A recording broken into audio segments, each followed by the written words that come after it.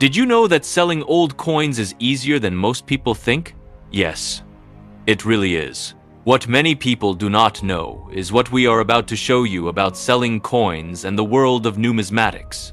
In this video, we will show you what happened when we tried to sell the same coin on 3 different platforms and why the results were so different. We repeated this test 3 times, using coins with very different values. By the end of this video, you will understand how to choose the right platform to sell your coins. And you will also see why not every coin should be sold in the same place. Before we begin, write this in the comments. I want to sell my coins. And if you have not done it yet, subscribe to the channel and turn on notifications so you do not miss our upcoming videos about coins and coin collecting. The 3 places we decided to test are the ones most people use when buying or selling coins. It does not matter if they are collectors or just regular people, pawn shops, secondhand websites, and coin auctions at collector conventions.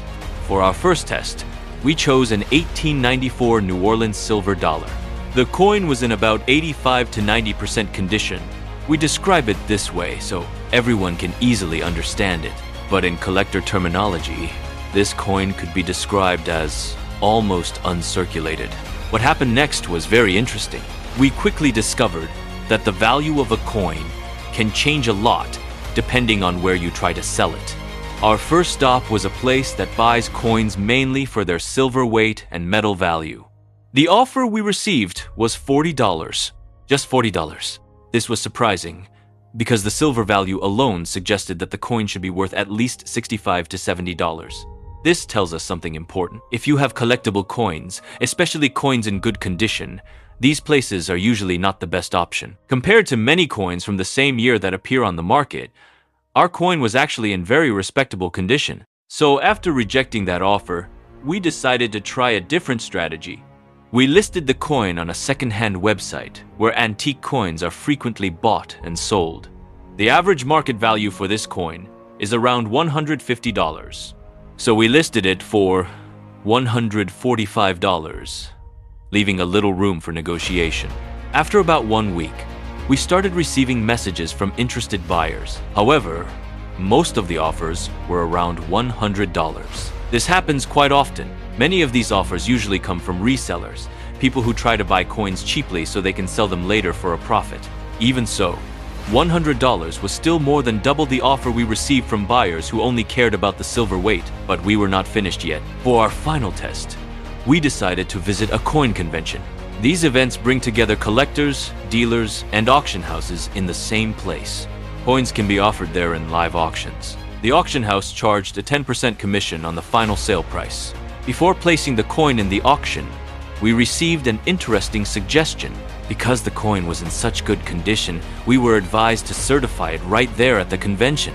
Certification gives the coin an official grade that collectors trust when deciding how much they are willing to pay. So we decided to do it. We paid $30 to certify the coin. The result was better than we expected. The coin sold at auction for $320. After paying the 10% commission and the $30 for certification, the final profit was about $250. All of that from just 1 coin. Our second coin was a 1954 1-cent coin. This coin could not be sold at pawn shops because of the material it was made from. So visiting the pawn shop turned out to be a waste of both time and money. At the coin convention, the situation was not much better.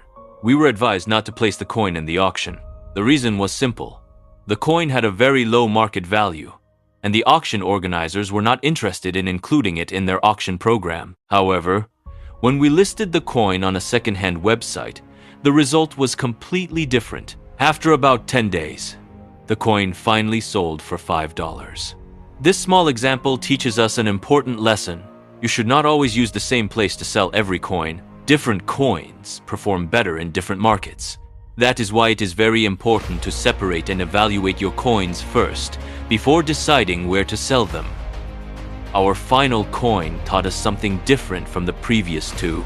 It was a Morgan silver dollar, but the date was completely worn off, and the coin was heavily circulated. Because of its condition, it did not make sense to try selling it at an auction.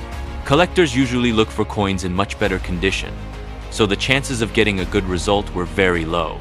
When we checked second-hand websites, the situation was also not very encouraging.